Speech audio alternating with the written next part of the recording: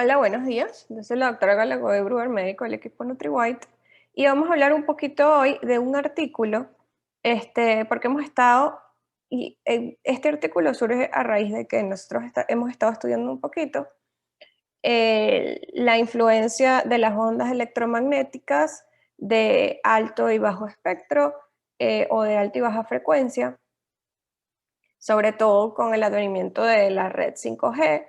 ¿Qué significa eso? Hay mucha controversia y si esto realmente afecta al cuerpo o afecta al sistema nervioso en general. Este es un artículo que salió en el 2016 en la revista Nature, este, el cual se titula Extremely Low Frequency Electromagnetic Fields Facilitate Vesicle Endocytosis by Increasing Presynaptic Calcium Channel Expression at Central Synapse, que en resumen es que las ondas electromagnéticas de baja frecuencia, o en este caso de muy baja frecuencia, facilitan la endocitosis vesicular al incrementar la expresión de los canales de calcio presinápticos en la sinapsis central. ¿Qué significa esto?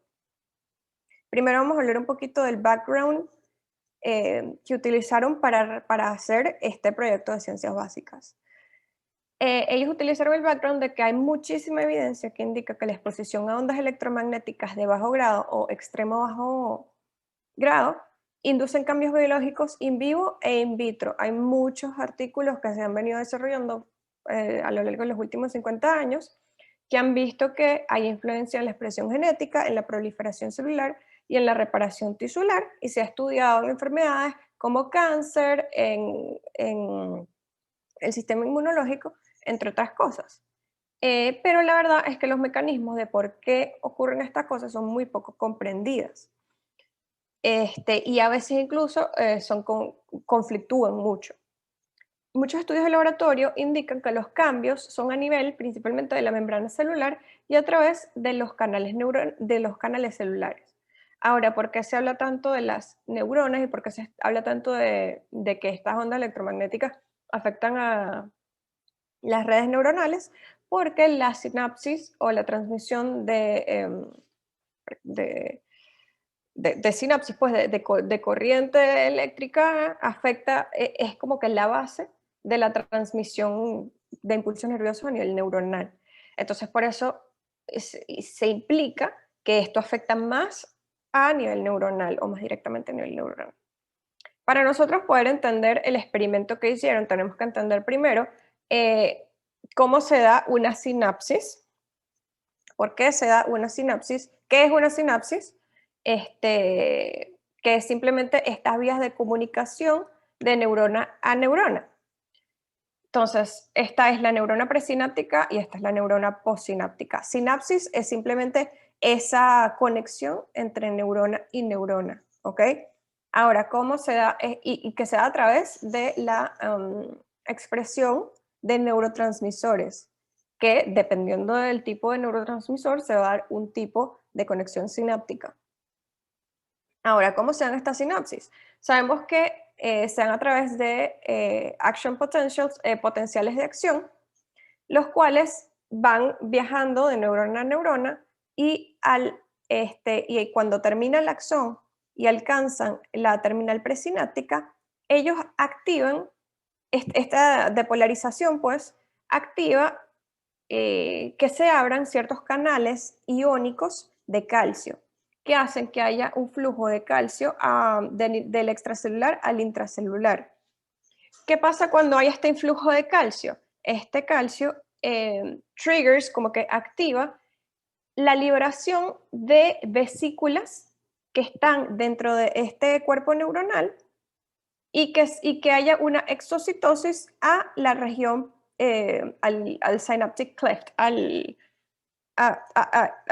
¿cómo es que se llama esto en español? A esta región entre neurona y neurona donde se da realmente la sinapsis. ¿Qué hay en estas vesículas? En estas vesículas hay neurotransmisores. Dependiendo del tipo de neurona y del tipo de reacción, van a haber distintos tipos de neurotransmisores que van a ejercer distintos tipos de sinapsis. ¿Ok? ¿Qué pasa aquí en el synaptic cleft? cuando se liberan estas vesículas, se liberan por ende los neurotransmisores, los cuales se unen a los canales receptores posinápticos, que dependiendo del neurotransmisor se van a unir a distintos tipos de canales y van a generar que se abran o que se cierren estos canales y va a ocurrir un cambio en el potencial de acción de la membrana posináptica. ¿Ok? Ahora, ¿qué pasa? ¿Qué es importante saber aquí? ¿Qué pasa con estos neurotransmisores? Estos neurotransmisores pueden o ser degradados o puede haber una endocitosis de estos neurotransmisores de vuelta al cuerpo neuronal para reponer estas vesículas intracelulares o también para que se acabe pues ese estímulo nervioso. ¿Qué pasa? Pasa este potencial de acción dependiendo de la respuesta que se dé del tipo de neurotransmisor que se libere y se propaga a la siguiente neurona. Entonces, esto ocurre cada micromilisegundo en todas nuestras neuronas. Ahora, ¿qué hizo esta gente para evaluar la acción de las ondas electromagnéticas en las sinapsis neuronales? Ellos utilizaron medidas bueno, todo esto son estudios de laboratorios de ciencias básicas, donde querían medir la endocitosis, la exocitosis y las medidas de capacitancia dentro o sea, en esta conexión neuronal. ¿Qué otra cosa utilizan para background? Se ha propuesto que el calcio es afectado por los campos magnéticos. Esto se ha visto en distintos estudios, pero todavía no se sabía por qué, que es lo que descubre esta gente. Y esta gente lo que quería ver es cómo las medidas presinápticas de la entrada de calcio se ven afectadas por estas ondas electromagnéticas. Y ellos evidencian por primera vez que las extremely low frequency electromagnetic fields, las ondas electromagnéticas de muy baja frecuencia, facilitan todas las formas de endocitosis y potencian el post-tetanic potentiation, que es una medida como de flexibilidad neuronal. Entonces ellos utilizaron ratoncitos que fueron expuestos utilizaron dos grupos de ratoncitos, unos que fueron expuestos a ondas electromagnéticas desde el nacimiento y otros que fueron ratoncitos control, que no fueron expuestos a estas ondas electromagnéticas. Luego, utilizaron tejido cerebral de estos dos tipos de ratoncitos, muy específicamente unas conexiones neuronales muy largas en la región auditiva del cerebro. Más específicamente, utilizaron unas regiones donde hay un componente que se llama calyx of Heald en el lado presináptico, donde están estos canales de calcio de los cuales hablábamos y que se conecta con el núcleo medial del cuerpo trapezoide, que esto también es otra parte del sistema nervioso central. Entonces, esta parte específicamente fue la que utilizaron para hacer este experimento. Ahora, ¿qué métodos y materiales utilizaron para hacer este experimento? La producción, por supuesto, de un campo de energía electromagnética de muy baja frecuencia, la cual expusieron a los ratoncitos. Luego, ellos hicieron estos preparados de cerebro de estos ratoncitos, hicieron los experimentos electrofisiológicos. Pusieron estos preparados de cerebro, el líquido cefalorraquídeo artificial, que esto, bueno, obviamente en el artículo está todo cómo los prepararon, y generaron grabaciones electrofisiológicas hechas con amplificadores, pipetas presinápticas y electrodos bipolares de 2 a 20 y aplicaron de 2 a 20 milivoltios para evocar un potencial de acción, que es esto que dijimos que viaja a través de los axones neuronales y abre los canales de calcio, para ver cómo se daba esa apertura de los canales de calcio y la exocitosis de las vesículas que tienen los neurotransmisores. Utilizaron también Western Blot y PCR para evaluar las proteínas específicamente de canales de calcio. ¿Okay? Esto fue como los materiales usaron de manera mega hiper resumida. ¿Okay? ¿Cuáles fueron los resultados? ellos vieron varios resultados interesantes. Aquí voy a agarrar un poquito de mis apuntes. Entonces, lo primero que hicieron fue que vieron que aquí ellos vieron que la amplitud de estos como potenciales de acción, digo, la frecuencia de estos potenciales de acción se vio aumentada en los ratoncitos que fueron expuestos a las ondas electromagnéticas, y esto fue estadísticamente significativo cuando lo compararon con los ratoncitos control que no fueron expuestos a estas ondas electromagnéticas. Aquí lo podemos ver en este gráfico también, como la frecuencia de estos potenciales de acción se vio aumentada en estos ratoncitos comparado con el control. Lo que no vieron una diferencia fue en la amplitud de estos potenciales de acción. Ven que en el gráfico no sale como que fue estadísticamente significativo, básicamente fue igual. Y aquí mencionan como la cantidad de eventos y todo. Aquí lo importante es ver que la frecuencia, vean qué significativo fue la diferencia de la frecuencia de estos potenciales de acción entre los ratoncitos control y los ratoncitos expuestos a las ondas electromagnéticas.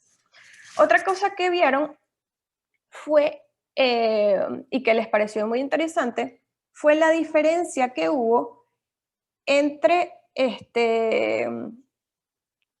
el nivel de endocitosis, porque también hay distintos tipos de endocitosis. ¿Se acuerdan que la endocitosis era que esos neurotransmisores que estaban en el synaptic cleft fueron como endocitados de nuevo al cuerpo de la neurona?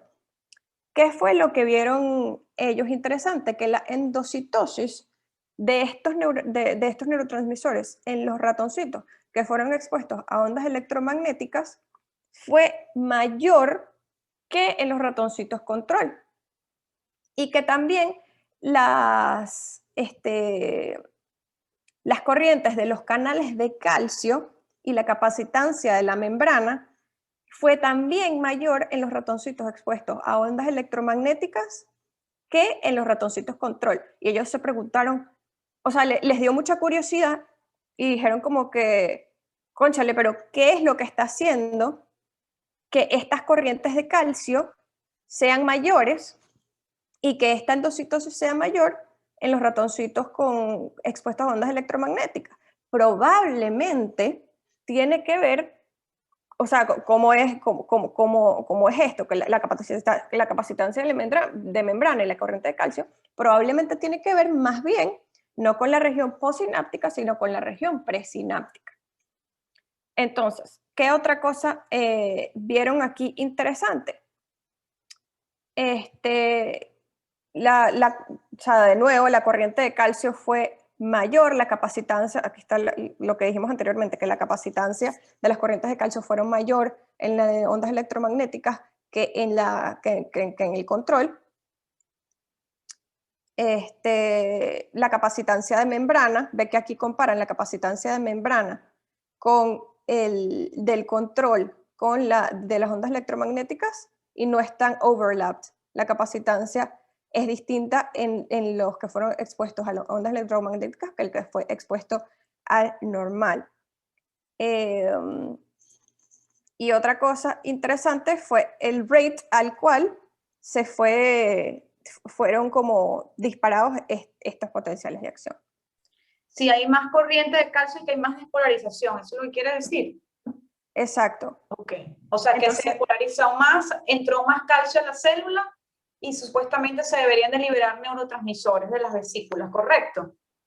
Sí, y hay más exocitosis y hay más endocitosis también. Okay. O sea, no solamente se liberan más neurotransmisores, sino que la endocitosis de esos neurotransmisores al cuerpo neuronal es mayor. Okay. Ahora, en esta parte es la que se enfocaron de la endocitosis, donde vieron que la endocitosis es mayor en los ratoncitos expuestos a ondas electromagnéticas que los ratoncitos normales. Esto que vieron acá, Aquí voy a ver mis anotaciones. Esto me costó un poquito entenderlo, que era el post-tetanic potentiation. Esto es como, esto indica un poco como la flexibilidad de la reacción neuronal, pues.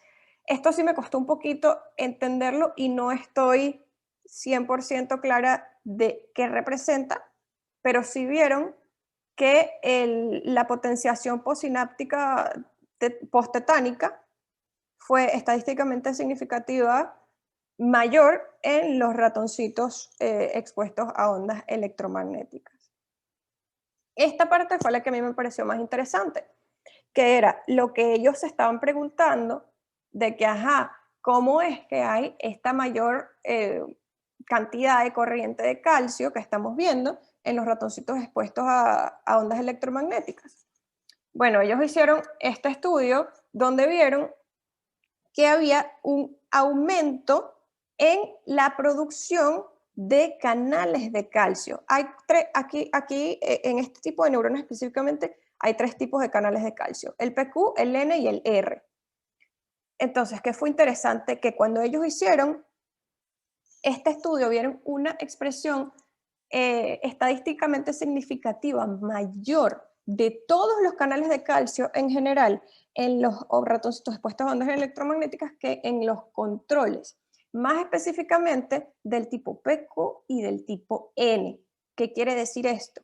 Que genéticamente se estimula más la producción de estos canales de calcio en mayor medida en el cerebro de ratoncitos expuestos a ondas electromagnéticas. Al haber mayor cantidad de canales de calcio expresados en la membrana de estas células neuronales, va a haber mayor entrada de calcio cuando se evoca un potencial de acción. Y por ende esto también va a afectar a todo lo que dijimos anteriormente, a la endocitosis de los neurotransmisores del synaptic cleft, a la exocitosis de estos neurotransmisores y al aumento de la capacitancia.